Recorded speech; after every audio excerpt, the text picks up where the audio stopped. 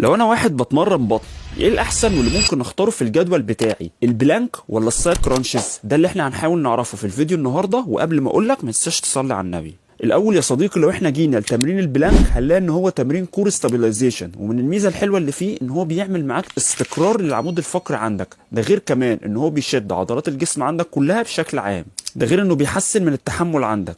اما لو احنا جينا لتمرين السايد كرانشز هنلاقي ان هو بيعتمد معايا على حركه اللاترال سباين فليكشن، يعني هنلاقي ان العضلات اللي بتكون شغاله عندي الانترنال والاكسترنال اوبليك. ده غير كمان ان احنا هنلاقي ان هو تمرين كور سترينث وبيحسن من القوه عندي. فمن هنا يا صديقي كل اللي اقدر اقوله لك ان الاختيار الاحسن هو انك تجمع ما بين التمرينين حسب منظمه النسب، لان الكور ستابيلايزيشن بيكون اهم حاجه وبيجي الاول، وبعد منه بيتبني على اساسه الكور سترينث. فدايما حاول خلي البرنامج التدريبي بتاعك فيهم التمرينين دول مع بعض.